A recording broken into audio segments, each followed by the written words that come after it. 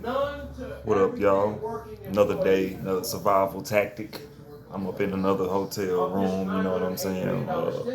Like I said, on my picture on Instagram, I'm a rolling stoner, not a rock star. You feel me? But whatever the fuck that mean, that just mean, like Papa was a rolling stone, wherever he laid his hat was his home. You feel me?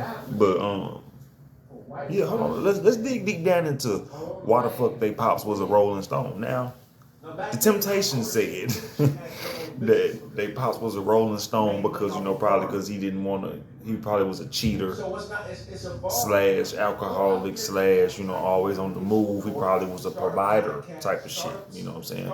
But I just said just now. I just thought pops was probably homeless. Pops was a Rolling Stone for a reason. Yeah. Mama was like, get the fuck out the crib. But anyway, that was just a little joke that hit my head real quick. But today I wanted to come. I had to come and talk about being a slave to your job, being a slave to white supremacy, or remaining a slave to white supremacy. So many different titles I can choose. But I was at work today, man. Let me break down this week. I was at work today, man, and nothing bad happened. A normal day. Did what I had to do. You know what I'm saying?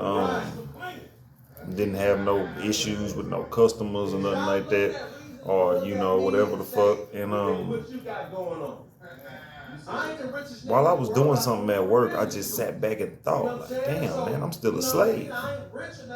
Like, I had to sit back and take accountability to the fact that I'm still, the fact that even though I talk shit about white supremacy, I'm still a slave. And I'm not trying to say like majority of the world ain't slaves or nothing, but I'm saying like it's a lot of us that are slaves still to the system, to what we have to do for money type of shit. You know what I'm saying? If I didn't, I sat back at work and I thought, if I lose this job, I don't have a way to make it. I don't have a way to make any more money immediately to where I can sustain my life. And I just wanted to also point out the fact that I don't think nobody ever got nowhere. First of all, without putting in work. Second of all, I feel like only 25% of motherfuckers made it without working, like a 9 to 5.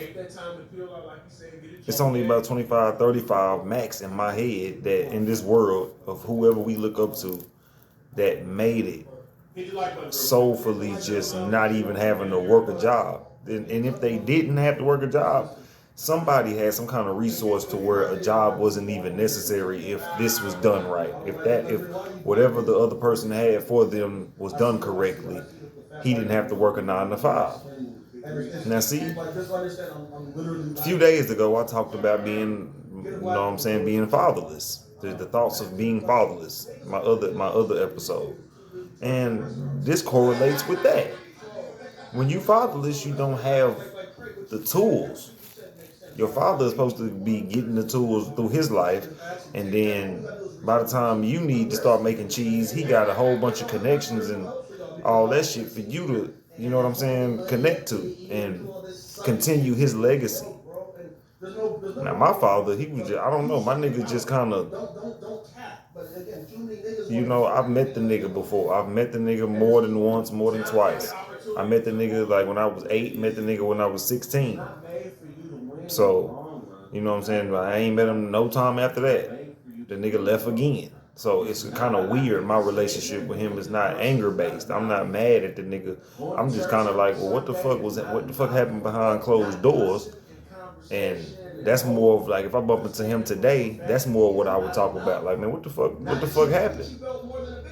Because after I figure out what the fuck happened, I got a whole bunch of shit to tell him about how fucked up my life is. But it ain't. I don't look at how fucked up my life is, but what I looked at how fucked up it is only when I'm looking at it through the lens of white supremacy, or I'm looking at it from how elitists will look at me, which is why I don't give a fuck. Which is why I come to the platform and I talk shit and I tell y'all how I'm living, because once I take off the embarrassment of what I'm going through, no one can defeat me.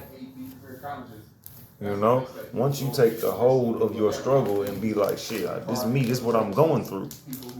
Can't nobody stop you, my nigga. Can't nobody come at you and be like, nigga, you homeless. Okay, shit, I'm nigga, the world, nigga, Instagram, no, I'm homeless. The fuck?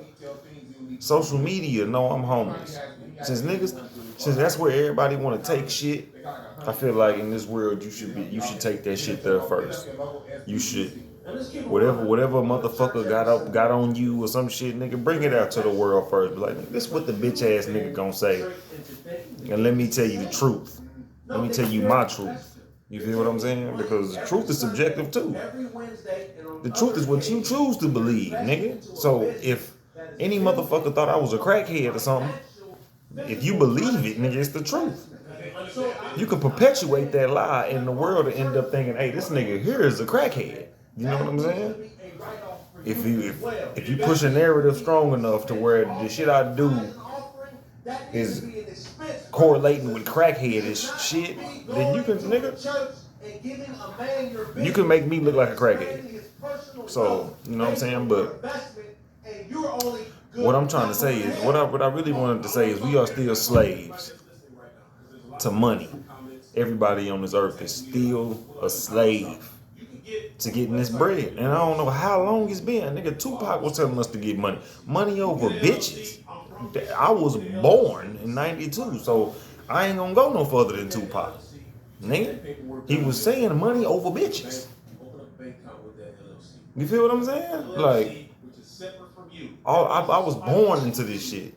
I wasn't born into seeing it when before money was, you know what I'm saying? Before money was finding real love without money, or with little money, having a wife and kids and shit. Y'all got a house, even though the father gotta go to work and he ain't just the richest man in the world. His wife still love him, type of shit. That is rare these days, because motherfuckers is on some gimme shit. Niggas too. Niggas want pussy and ain't trying to provide, and women want provision and ain't trying to give up that feminine energy that we need from women. Women are on some shit like, yeah, I got a nigga, but so what? The nigga don't run me. That's masculine. That's not feminine. Yeah, fuck that nigga. He don't run shit. He gonna pay that rent. Now I'm gonna keep my rent. That's what we going through, right? I mean, he gonna pay that $1,000 rent, and I'm gonna keep my $1,000. Which is, I ain't tripping on if the nigga doing it and he ain't struggling. We ain't talking about him. We talking about the fact that struggling to come up. Like a nigga like me, I'm struggling to come up. You know what I'm saying? Ain't no motherfucking homeless nigga got enough money to run around this motherfucker and just be hotel to hotel. You know what I'm saying? I'm in the car when I want to be now. You know what I'm saying? I got enough money management skills to, you know, choose to live like that now, to choose to sleep in the car. Now it's like, okay, nigga, when I'm tired of the car, I need to take a bath. I'll book 2 days. I'll book probably next time, I'm probably gonna book 3 when I get my next check. So shit. You know, so I can have somewhere to literally go. Won't be like, you know what I'm saying, won't be on no crazy shit. But anyway, I'm getting off of my point. My point is this. When you a slave to the system, you cannot, don't try to deny it. That's really all I'm trying to say.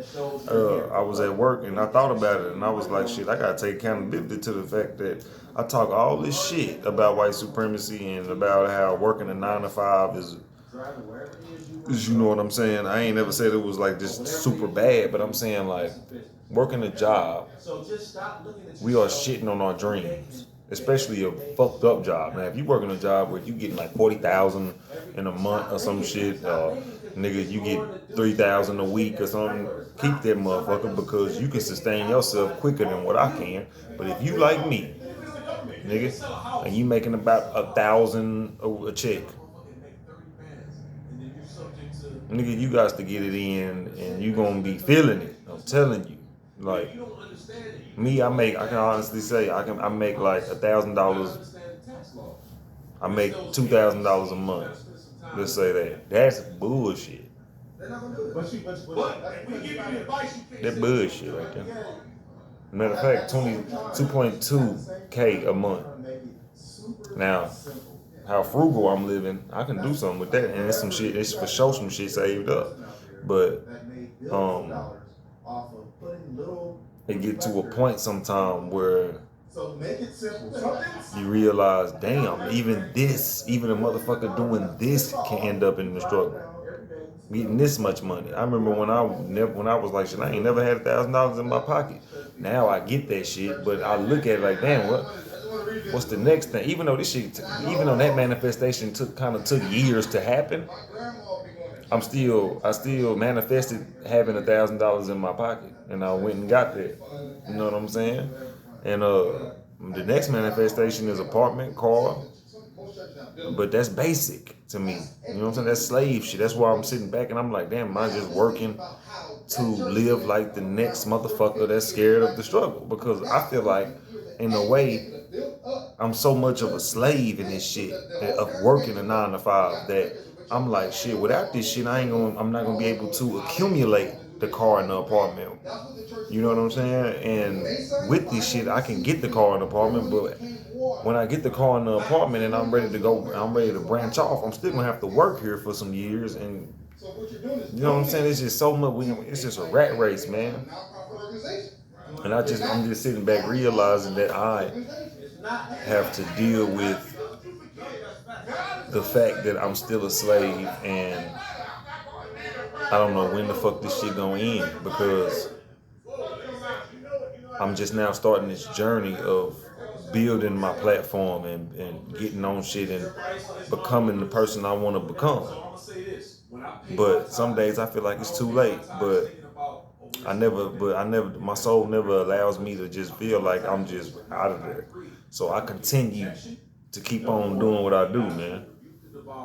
You know what I'm saying? But before I go, I'm gonna roll this weed up and goddamn smoke this blunt up in this motherfucking hotel. Fuck what they talking about. Man, this hotel room ghetto than a bitch. Nigga, the motherfucking heat don't work. The AC work like a motherfucker, but the heater don't. The fuck, man. So I'm up in this bitch kind of freezing. Like I could have sat in the car for this shit. That's what I'm really, Hey, watch where you book at on the internet, man. Make sure that this shit ain't ratchet.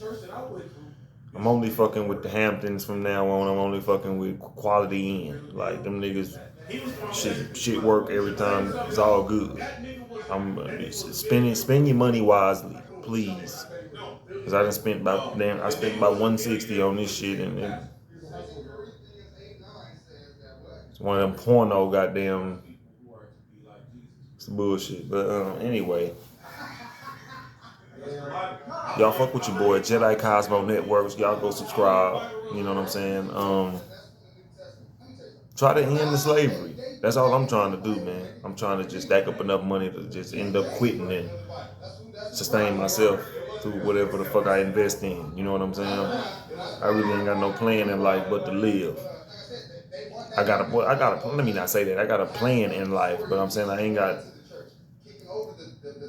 I'm not gonna force anything that after years of forcing it doesn't come. You know what I'm saying? Or maybe I shouldn't say that either. Maybe I should just say, ain't no giving up.